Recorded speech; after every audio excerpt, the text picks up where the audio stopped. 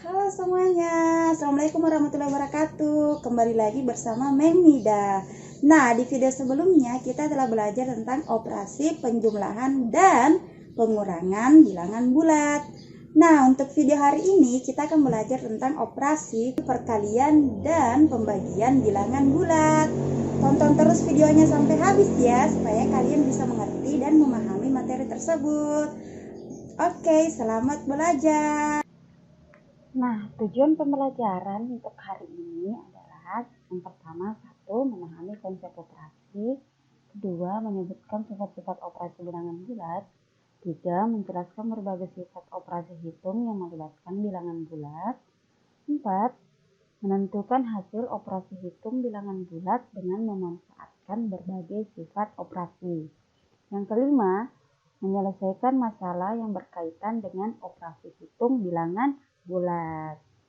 Sekarang kita masuk pada materinya. Yang pertama, perkalian bilangan bulat. Contoh, suatu gedung tersusun atas 5 lantai. Jika tinggi satu lantai gedung adalah 6 meter, tentukan tinggi gedung tersebut tanpa atap. Penyelesaian. Nah, permasalahan tersebut dapat disajikan dalam bentuk perkalian. 5 dikali 6 sama dengan 6 ditambah 6 ditambah 6 ditambah 6 ditambah 6. Ingat, perkalian itu sama dengan penjumlahan yang berulang. Makanya di sini 6-nya ditambah sebanyak 5 kali. Nah, hasilnya yaitu sama dengan 30. Jadi, tinggi gedung tersebut adalah 30 meter. Dari uraian tersebut, kita dapat menarik suatu kesimpulan secara matematis sebagai berikut. A dikali B sama dengan B ditambah B ditambah B ditambah dan seterusnya ditambah B, di mana A, B bilangan bulat, B dijumlahkan sebanyak N kali. Sifat-sifat operasi perkalian. Pada operasi perkalian juga berlaku sifat komutatif, asosiatif, dan distributif. Untuk sebaran bilangan bulat A, B, dan C berlaku. Pertama, komutatif A dikali B sama dengan B dikali A. Selanjutnya, asosiatif. Dalam kurung A dikali B dikali C sama dengan A dikali dalam kurung B dikali C. Selanjutnya, sifat yang ketiga adalah distributif. Untuk bentuk yang pertama yaitu perkalian terhadap penjumlahan. A dikali dalam kurung B ditambah C sama dengan A dikali B ditambah A dikali C. Bentuk yang kedua, perkalian terhadap pengurangan.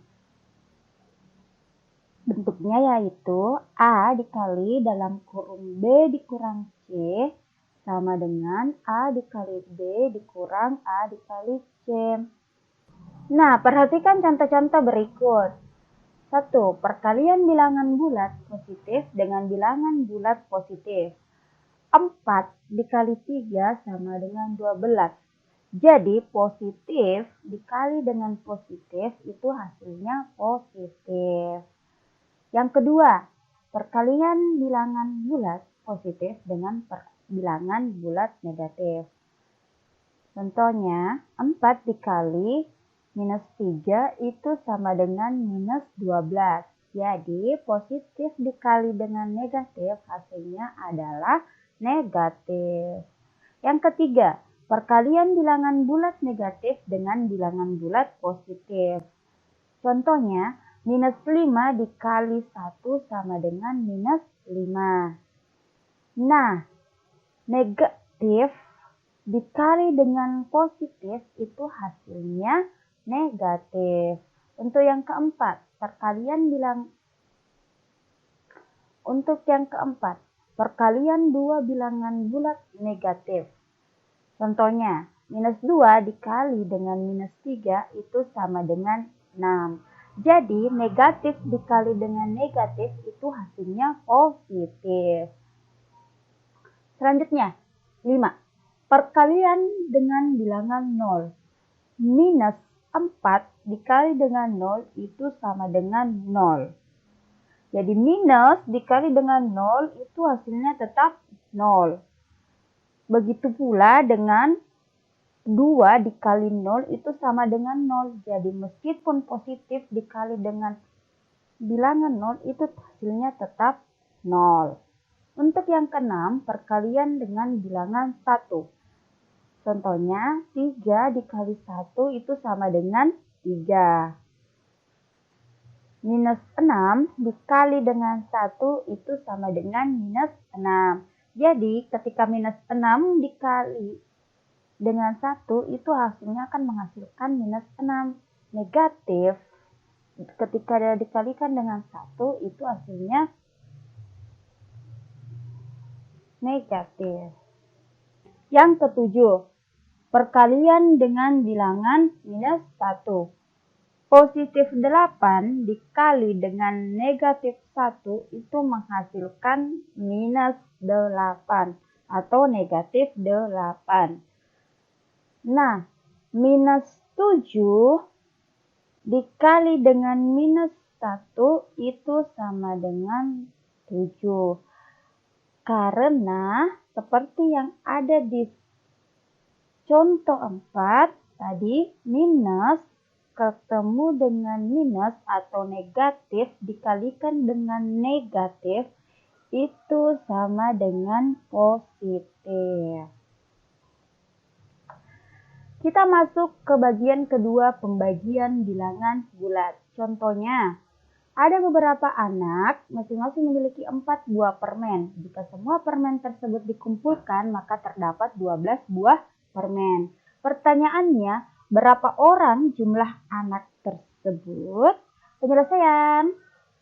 Ilustrasi sederhana tersebut dapat kita tuliskan sebagai berikut. Berapa dikali dengan 4 yang menghasilkan 12? Nah, di sini kita bisa tahu bahwa jawabannya adalah 3. Karena 3 dikali 4 itu sama dengan 12. Nah, hubungan antara perkalian dan pembagian adalah 3 dikali 4 sama dengan 12 atau 12 dibagi 4 sama dengan 3.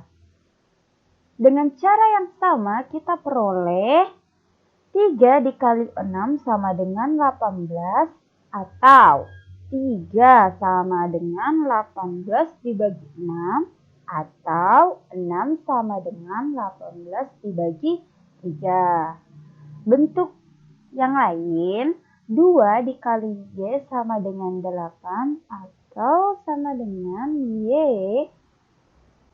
itu sama dengan 8 dibagi 2. Dengan demikian, secara matematis dapat kita tuliskan sebagai berikut. A dibagi B sama dengan C atau C dikali B sama dengan A atau sama dengan kita bisa katakan bahwa A sama dengan B dikali C. Sehingga operasi pembagian merupakan kebalikan dari operasi perkalian. Nah, dengan menggunakan sifat operasi pembagian yang merupakan kebalikan dari operasi perkalian, perhatikan contoh-contoh berikut. 1. Hasil pembagian dua bilangan yang berbeda tanda adalah bilangan negatif. Contohnya, positif 8 dibagi dengan negatif 4 itu sama dengan negatif 2. Yang kedua, hasil pembagian dua bilangan negatif adalah bilangan positif. Contohnya, negatif 8 dibagi dengan negatif 4 itu sama dengan 2. Yang ketiga, Hasil pembagian dua bilangan positif adalah bilangan positif. Contohnya, positif 8 dibagi dengan positif 4 itu sama dengan 2. Selanjutnya, bagaimana menentukan hasil dari pembagian suatu bilangan oleh 0? Misalkan, 8 dibagi 0 hasilnya A. Jika soal tersebut benar, maka akan berlaku 8 dibagi 0 sama dengan A atau 8. A dikali 8 sama dengan 0. Namun, ternyata tidak ada bilangan pengganti untuk A. Berarti membagi suatu bilangan dengan 0 tidak dapat didefinisikan. Nah, karena kita sudah belajar tentang operasi penjumlahan, operasi pengurangan, operasi perkalian, dan operasi pembagian, bagaimana jika kita menemukan sebuah soal yang di dalamnya terdapat gabungan antara keempat operasi tersebut? Nah, di sini kita akan belajar bagaimana caranya untuk mengurutkan operasi tersebut. Nah, ketika kita mendapatkan soal seperti itu, maka yang pertama yang harus kita ingat adalah menghitung bentuk yang ada di dalam kurung terlebih dahulu. Contohnya, 6 ditambah 2 dikali dengan 4 sama dengan, di sini yang dahulu dikerjakan adalah 6 tambah 2. 6 tambah 2 itu sama dengan 8 dikali dengan 4 sama dengan 32. Nah, selanjutnya menghitung bentuk eksponen atau bentuk pangkat. Contohnya, minus 4 ditambah 3 pangkat 2 sama dengan, nah, yang didahulukan adalah bilangan berpangkatnya, yaitu 3 pangkat 2. 3 pangkat 2 itu sama dengan 9. Jadi, min 4 ditambah 9 itu sama dengan 5. Yang ketiga, perkalian dan pembagian secara berurutan dari kiri ke kanan. Contoh, 2 ditambah 3 dikali 4 sama dengan, nah, yang didahulukan di sini adalah perkaliannya dahulu, yaitu 3 dikali 4. 3 dikali 4 itu sama dengan 12. Jadi, 2 ditambah 12 sama dengan 14. Contoh yang lain, 24 dikali 2 dibagi 8 itu sama dengan berapa? Nah, perhatikan contohnya ini, di sini ada perkalian dan pembagian. Yang didahulukan di sini yaitu yang kiri terlebih dahulu. Di mana yang operasi yang kiri adalah perkalian. Jadi dikali dulu baru dibagi. 24 dikali 2 itu hasilnya adalah 48. Baru kita bagi dengan 8. Jadi sama dengan 6. Yang keempat, penjumlahan dan pengurangan secara berurutan dari kiri ke kanan. Contoh, 3 ditambah 4 dibagi 2 dikurang 5 dikali 4. Sama dengan berapa? Nah, kita bisa lihat bahwa contoh ini memuat operasi penjumlahan, pembagian, pengurangan, dan perkalian. Nah, yang mana yang didahulukan pertama? Yaitu pembagiannya dahulu dan perkaliannya. Jadi, 4 dibagi 2 itu hasilnya adalah 2 dikurang 5 dikali 4 itu sama dengan 20. Nah, selanjutnya 3 ditambah 2 dikurang 20, yang didahulukan adalah penjumlahannya terlebih dahulu, yaitu yang sebelah kiri dahulu. Jadi 3 ditambah 2 itu sama dengan 5. Kemudian dikurang dengan 20, Jadi hasilnya adalah minus 15. Nah, sekian dulu video hari ini. Terima kasih kalau telah menonton sampai habis. Sampai jumpa di video-video selanjutnya. Assalamualaikum warahmatullahi wabarakatuh. Dadah.